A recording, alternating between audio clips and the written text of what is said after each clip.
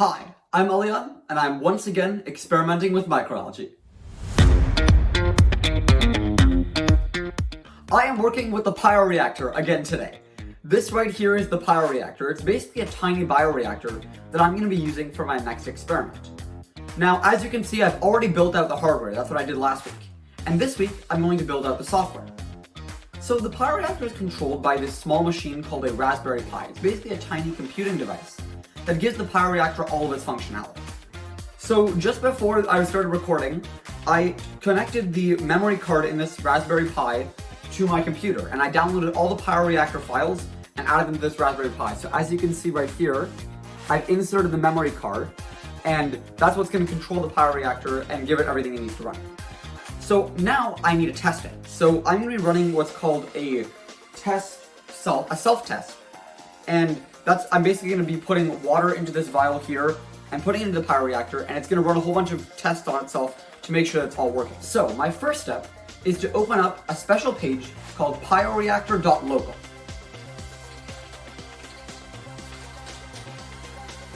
So this page has everything that I need to run the Pioreactor from my computer.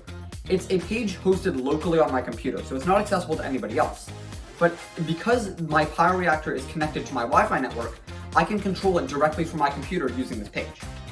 So I'm going to go over to the Pioreactor section over here, and I'm going to, you can see over here, run this button called a self-test. And when I'm ready, I can start it, but first I need to fill my Pioreactor vial.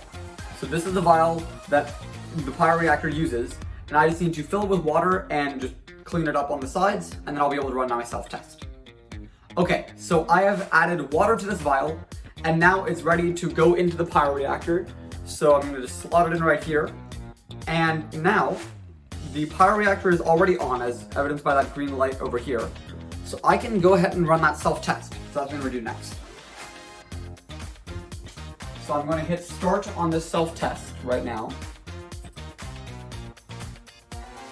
And it's running.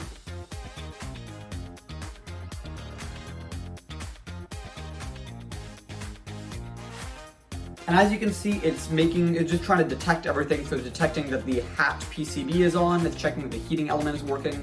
I think in a second it's going to try doing some stirring with the stir bar, testing some of the lights.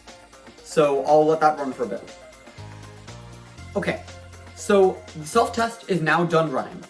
And as you can see, most of the things returned with the check mark, but two of them returned with an X.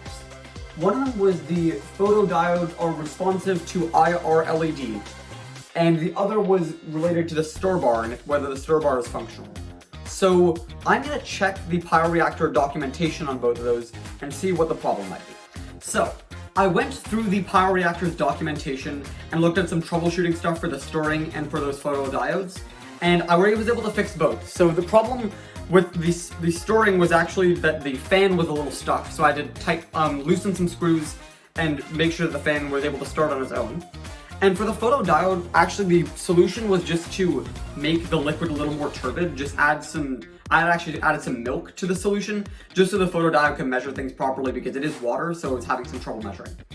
But now, when I run the self-test again, it's all functional, I get all those check marks, which is awesome, and that means that the Pioreactor is ready to start my experiment. So in the next couple of weeks, I'll be starting out this experiment by adding the algae that I'm currently growing into this Pioreactor, and starting this experiment with the Pioreactor. I'm super excited, and I'll be continuing to vlog this as I go along. So if you want to see more experiment content, subscribe down below, follow on LinkedIn, and I will see you in the next one.